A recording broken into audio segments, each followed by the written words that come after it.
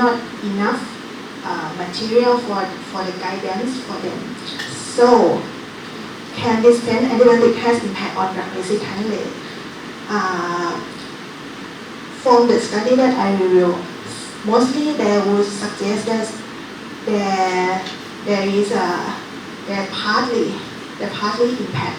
But in this study, actually, I also asked the pharmacists on their opinion whether how they dispense the antibiotic by themselves could contribute to the AMR, and they suggest that they're both parts. Some say that yes, they think they are part of the problem, and some say that they think they are the one trying to solve the problem, because if this patient does not receive early treatment, the pathogen in them could be like involved, or if they not receive proper treatment by them, yes, they also think they're also part of the solution.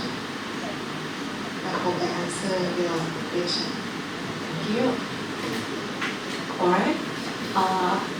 On site, is there any questions for ask Dr. Satya? Okay. Because they say the signal to me. So, okay. If no questions, I would like to move to our next session. Session number 3. So, yeah, in this session 3, we will not have Q&A during this session, but we will move the Q&A to the panel discussions to save the time. Okay, because now we are quite left behind the time, almost 30 minutes. So yeah. So now I want to move to the session 3, future direction, innovations. We now move to perhaps the most exciting part of our program, innovations in treatment and diagnosis that offer hope to our fight against AMR. Our next speaker, Dr. Pornpat Attamanola, will present on the point of care testing for gonorrhea with the AMR directions, a game-changing diagnostic approach. Let me briefly introduce Dr. Pornpat. So she's from the Department of Biomedical Engineering, Faculty of Engineering, Mahidol University. So please join me welcome Dr. Pornpat. Good morning, yes, we do in the morning. Good morning, everyone. My name is Pornpat Attamanola, or you can call me Nat. I am from the Department of Biomedical Engineering, and thank you very much for the invitation for today joining this symposium. It's very fruitful and very useful for engineering standpoint. So the topic today, I'm really honored to share with you the rapid molecular diagnostics for STIs, innovation toward combating antimicrobial resistance. I think this one might be very different from the previous talks because all of them like public health kind of. This one will be a little more technical. Hopefully I will get you through it. So let's first, this one, a quick short video. I think it's still in the future, but imagine that a world where we can diagnose sexually transmitted diseases and also other diseases rapidly, accurately, in the device that is smaller than our smartphone. One day, hopefully, we will have this kind of device. But then it won't be allowed for the no unnecessary antibiotics prescription if you have timely result.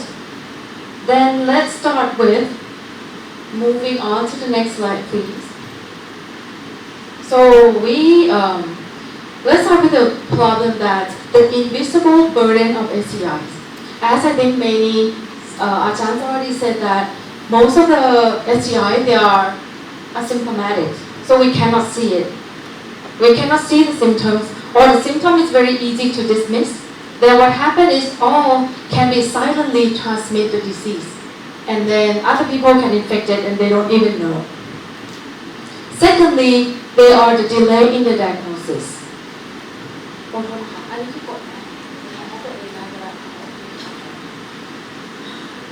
Secondly, it's a delay of diagnosis. When the sample come in, when the patient come, they get the sample and then they wait for the result. But by the time the result come back, what happens? All the patients typically gone, go back to their home and already transmit the disease. The third point will be where the diagnostics gap become AMR driver. It's an empirical treatment where because the result delay, so the current norm is to treat now, test later. That's kind of fuel the antimicrobial resistance in our world right now. So these three things are not separating issues. They all come together in circles. And what we want to do is to break this circle somehow, to stop the antimicrobial resistance.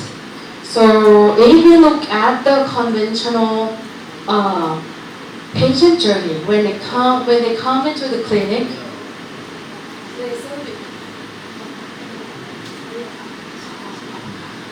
so when the patient come into the clinic, then the sample is taken. Then in some case, if it's far away in rural areas, the sample will get transported to the lab, which takes some time. It will need to wait for the batch processing, and then it goes into the lab. And that process takes several hours or several days, or even weeks. And then what happens is the patient will just go back already, and then the result, after it's come back, what happens is a lot to follow up patients because they don't wait for the result. They just left with just the empirical antimicrobial. And then, okay, so if you look at the central laboratories, why that's the case? So the central lab, what happens is they require large space.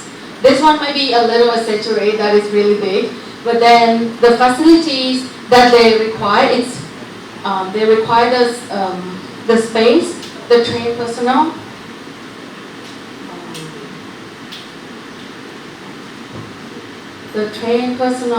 there are potential issues with the central labs. Well, we're not complaining on the central lab because they are gold standard. They definitely give us the result. But there are certain problems related to it, as that they require infrastructure to set up the lab.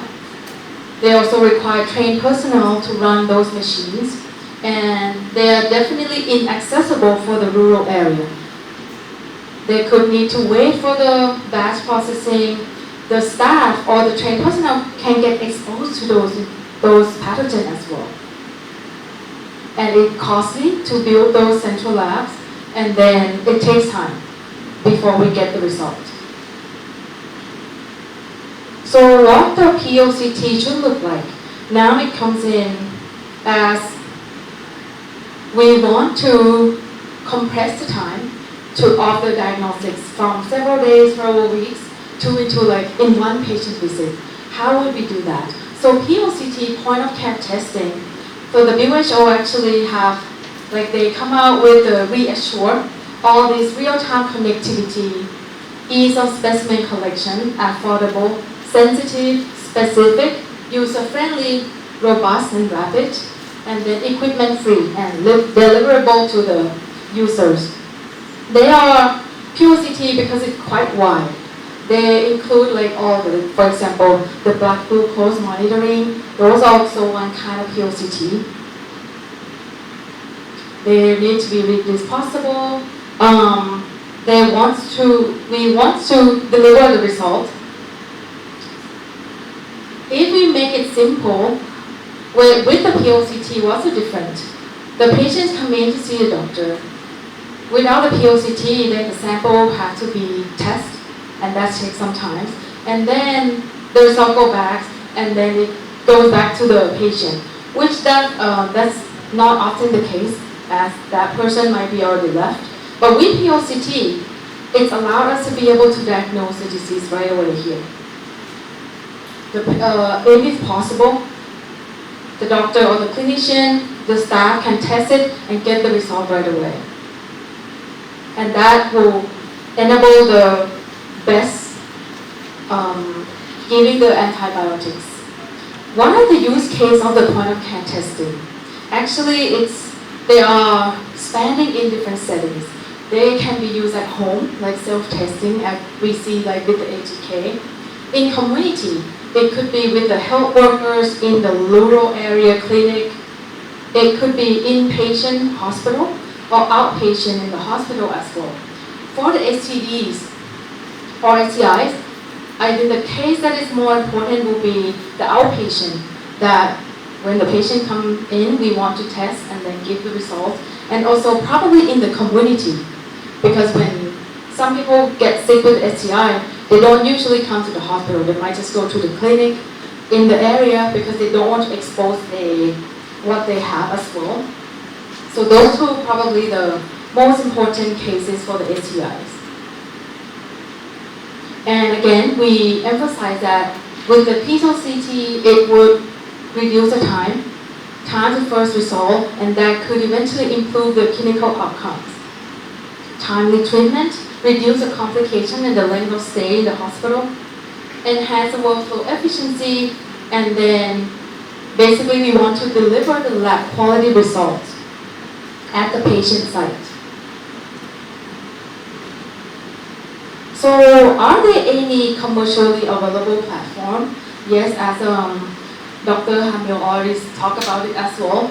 Like this one is a very common one, Self-Gen Expert, where they have different size of the machine that allows you to test, and one cartridge is for one sample. You just swab and then put it in, and they will all process those samples and you get the result. In like, for example, in these two panels is 90 minutes, less than 90 minutes. So basically they come with like cartridge that with, okay, this one can test for CT and NG, this one can test for the TB. But what's the problem? It's all great because it's sample to answer, but the problem is just the cost that it might not be ready to use in the rural area and lower resources country as well. They are, those ones that use PCR so they can do the AMR as well. Like this one is another example of ID Now from Abbott. They can also test for the, within very fast time frame as well. They can test for different panel as well. But again, the cost is still not applicable in Thailand definitely. RoboGene is another one that looks quite interesting. Like this one, they use the spinning of the cartridge. They have the disc. This one, they use the disc, and when they spin, they can control the liquid in the disc to go to different chambers to do different reactions. This one available for different diseases as well, but still the cost is still pretty expensive. So here let me introduce the core of our technologies, where this one is from Professor Jeff Wang lab, where I did the PhD with him at the Johns Hopkins University. So he initiated this we call droplet magnetofluidics. It actually, the idea is to flip the machine, the commercial machine that we see before, they all moving the liquid. They suck the liquid and then they put it to the next chamber. So instead, if we flip it and we move the analytes instead, we move these called the magnetic beads, and these magnetic beads have the ability to capture nucleic acids, RNA, DNA on their surface. And instead of moving this liquid, we move those magnetic beads. Like there are different ways that we can control the magnetic beads. Like this one, they just treat the surface energy differently. So this one can hold the liquid while just this magnetic beads move by moving the magnets underneath this platform. And this one, they just apply the electric field. So that, and then with this moving, you can see that it just changing the electricity.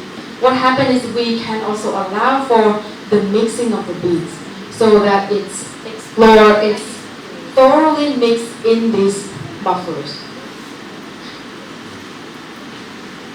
So again, this one just shows that in the conventional extraction, it would involve moving the liquid from one place to another place. But instead, in droplet magnetofluidics, we move just the analytes with the magnetic beads. So in the lab, like this a while ago, we did the first version of this NAT platform, where we use a mobile phone as a detector.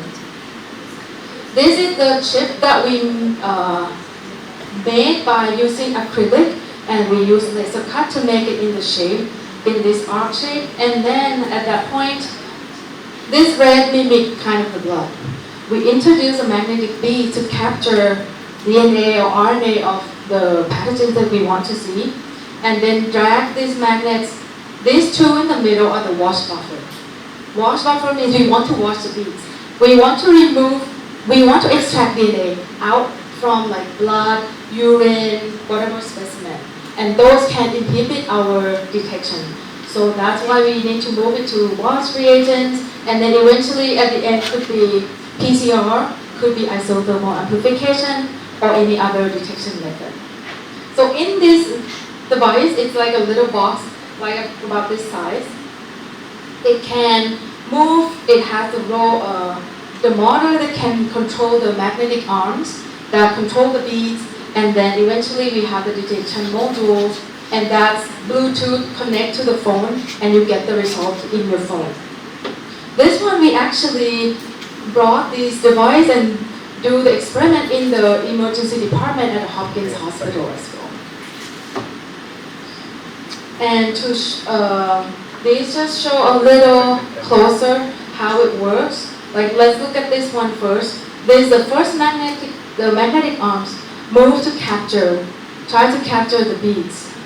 The video is pretty blurry, I apologize for that. But then you can see that, okay, we move only the beads to the second well, and that's a wash buffer, and eventually we move it to the third one, where we do the PCR or we do the LAMP detection.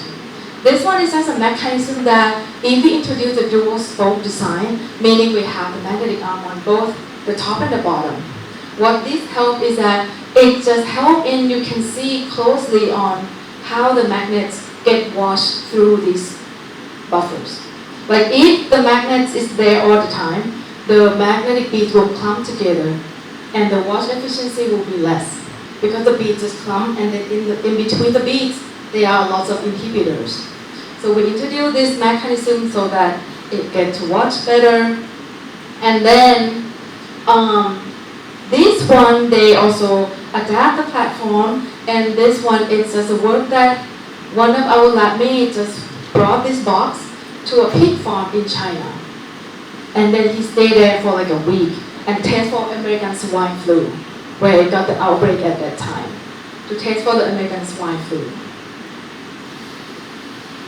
And then this is a platform from Alexander Trick, where he showed that this box, he made it so that it can test for gonorrhea within less than 15 minutes. They detect the gonorrhea and they detect the resistant gene as well. Dual detection within 15 minutes, and he published in the Science Translational Medicine. And now he's starting company. So the work can also it can expand to a different kind of detection method. This one is CRISPR detection, and then so that's all the existing work. What we do here in Thailand actually, so we start to building our own platform as well. The first version is like a tiny box that has a chip, and this one we use the isothermal amplification or LAMP. So this module actually works here that so the students work on this chip move in, and you see the arm that is moving, and then in the end, at the very end of this platform, we have the heating module to do the reactions, and then also we built in the sensor for detecting the result. So this box, we hope that, okay, it's sample in and answer out. Once you get the sample, just inject it in and then let it run. And then in 30 minutes to 1 hour, you get the result on the screen. So the current version that we work on is we apply this one RPA CRISPR-based detection. So because PCR, we know that it's kind of, it requires the thermal cycling, which can take a lot of electricity. So we change it to now RPA CRISPR, where the ultimate goal is enhance accessibility to medical care in the remote setting area. So we build another box, and then So these are the design of the second prototype, I would say. We have the chip that it can run three reactions at the same time. So that could be one gene detection, one gene for the AMR, and one gene could be for the control. One chamber could be for the control. And this is the latest version where we include the fluorescent detector to improve the sensitivity of the platform, and that's the box that we're working on. This is a chip socket. This socket actually is the heating module. So once we put it in, it can heat to do the reagent maybe 37 degrees or 65 degrees, depends on the assays that we do. And we have the UI, user interface. This one we do in our own lab. So going our future directions is that, so we hope that we can make this rapid diagnostic that enable targeted treatment decisions, reducing unnecessary antibiotic use, helping to mitigate the antimicrobial resistance. So these are our goals that we are working on, which is we are working on currently multiplex detection of like STI, and in the future plan to include the antimicrobial resistant markers as well. We need to compare sensitivity to the gold standard, right? If we know in the lab we can detect single copy, we will try to match that as well, which is not that easy, I would say. Fully integrated sample to answer. What we want is reduce any human interaction with the machine. Rapid turnaround time. Integrate with surveillance system. So one of the batch of my students also make the cloud connection with the device. Like once we get the result, it report to a server so that we can get the data on the surveillance as well on specific diseases. I think that's okay. So the end is the future of STI management depends not only on better drugs, but on faster, smarter diagnostics at the point of care as well. And so acknowledgement, that's the team that I work with. Like thank you to the Sriracha team hospital and then the Visit team as well. I got funding from the CDC, and I think that's it for my presentation. Thank you very much for listening. I'm gonna move to the next speaker, but for meanwhile, please, our college will distribute the symposium assessment. So please, if you have time, please do the assessment for us and share your ideas about how you think about our symposium. Okay. And I guess you might be hungry, right? Because now it's almost noon. Our college will distribute the lunch as well. So we will have lunch here during the symposium. Okay.